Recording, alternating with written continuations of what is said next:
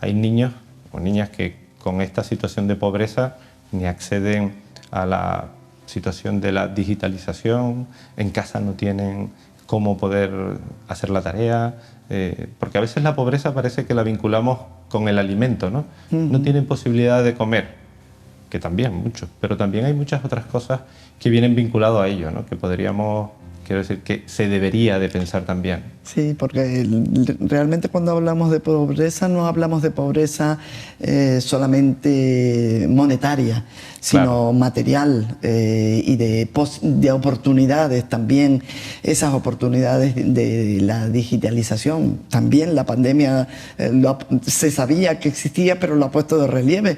Hay zonas de nuestra comunidad autónoma donde la conexión a Internet era muy difícil. Y no te digo los niños que tuvieron que acceder a los estudios a través de los sistemas digitales, pues no tenían muchos de ellos nada más que a lo mejor un ordenador o un móvil en casa y los estudios no lo pudieron seguir.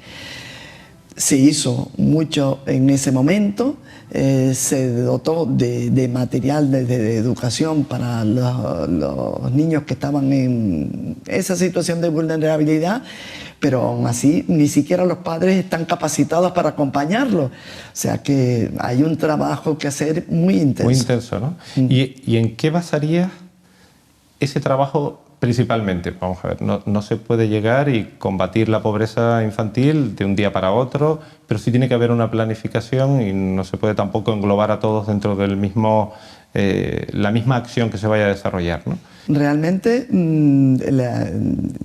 volvemos a la pandemia, porque digamos el antes y el después. Claro. Y la aprobación de ese ingreso mínimo vital que ha sido bien. El problema ha sido la ejecución de ese ingreso, pero bueno, va marchando. Es importante que el umbral de pobreza al cual acceden estas personas, esas familias, sobre todo que sean familias los que reciben ese ingreso mínimo vital, que tengan niños, que sean los primeros en recibirlo, pero también nosotros abogamos por ese apoyo a la crianza, de modo universal, para todas las familias que tengan niños, de modo universal puedan acceder pues, a una aportación que les favorece esa atención a sus niños desde que son muy pequeñitos.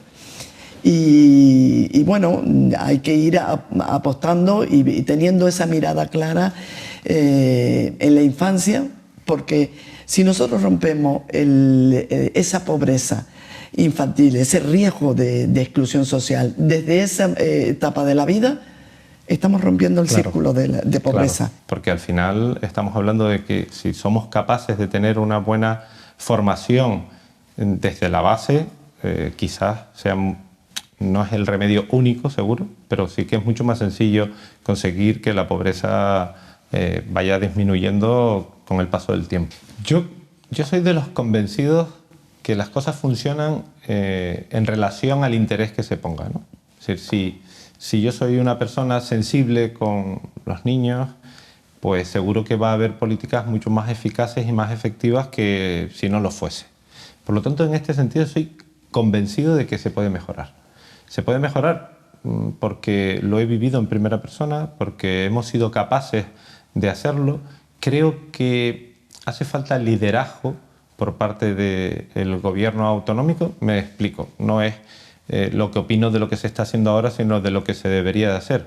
El gobierno tiene que ser ese hermano mayor que al final organice al resto, que son cabildos y ayuntamientos, para que entre todos se pueda tener esos datos mucho más fehacientes de los que se tienen en la actualidad.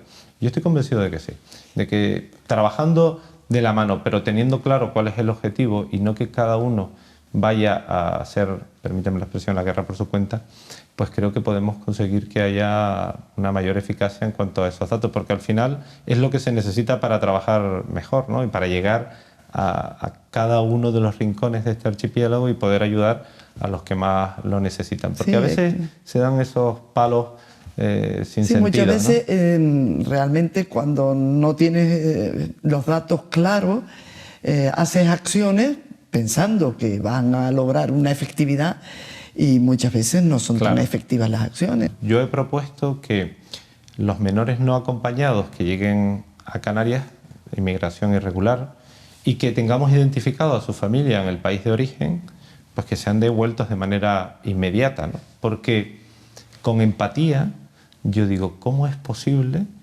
que esa familia sea, fíjate, si lo tiene que estar pasando mal, que ha sido capaz de separarse de su hijo, de su hija, y enviarlo en una patera que no sabe si va a llegar? Y de esta manera creo que el menor, que no ha sido quizás partícipe voluntariamente de esa decisión, debería de ser devuelto con su familia. Pero falta información. Lo acabo de relacionar una cosa con la otra porque creo que viene muy vinculado. Es decir, si nos falta información aquí para poder tomar acciones en favor de los menores, imagínate lo que nos está pasando en la otra parte, ¿no? Con esos menores que no llegan. ¿Ustedes como UNICEF tienen alguna acción concreta en esa línea? ¿O no llegamos a...? Vamos a ver, nosotros cuando empezó a intensificarse la ruta migratoria de Canarias, que ya sabes que es la ruta más peligrosa, una de las más peligrosas del mundo, en donde no se contabilizan se contabiliza quién sale, pero no se sabe gran parte de los que se pierden por el camino. Por eso a veces cuando hay esas cifras estadísticas dicen, en el año 2021 han fallecido más de 4.000 personas intentando llegar a nuestras costas. Es una cifra que no sabemos si es cierta, ¿no? Porque exacto, al final... se manejan cifras, suponemos porque se sabe el momento de partida y que no han llegado a ningún lugar. Pero realmente a nosotros de UNICEF, cuando empezó esta ruta migratoria, nos preocupó mucho pues, la llegada de que se estaban incrementando el número de niños y niñas no acompañados. Y fue un colapso importante para la administración en este momento actual, porque no había espacios donde colocar a tantos niños que llegaban día tras día. Realmente se habilitaron pues, espacios de emergencia, pero no estaban suficientemente adecuados y sobre todo porque existió un gran problema con la Fiscalía en cuanto a la detección de la edad ósea. Un niño que ha estado en esos índices de pobreza severa tiene más riesgo del suicidio, de estar también en depresión, necesitar más apoyo psicológico, estar más en, digamos, un factor más de la pobreza, el hecho de necesitar todo ese apoyo psicológico. Yo creo no estar equivocado con eso porque no estás equivocado. Es Realmente, una situación que he vivido, ¿no? La pobreza es un determinante también de la salud, de la salud física mental. Y del mental. Y ahí como profesional tienes un criterio mucho más... Bien claro, bien claro. Lo hemos visto durante toda la situación de pobreza.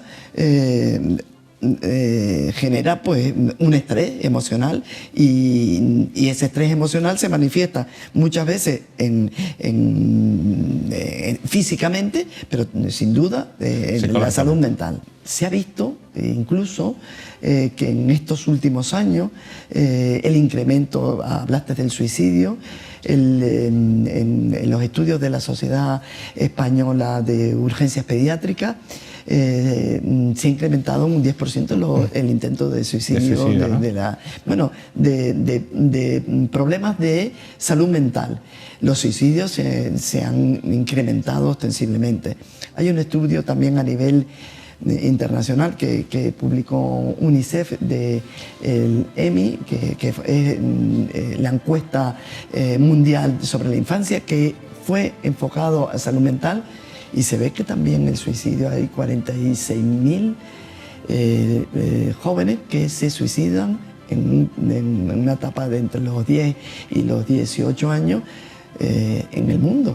Por eso yo creo que es muy importante que la población, que los padres atiendan a esos niños que se meten rápidamente en internet, desde muy niño, en las redes sociales, porque hay que ser muy vigilante y saber acompañarlos. Conducirlos, ¿no? Y reconducirlos en toda esta De hecho, ese utilización. estudio... No es prohibir, porque esto no es un hecho de prohibir, que a todo. veces parece que la prohibición es lo más sencillo para evitar riesgos. riesgos. Pero ellos no buscan tiene por que ser, exacto, el riesgo, lo buscan ellos. El acompañamiento. Pero hay que hacer un periodo de acompañamiento.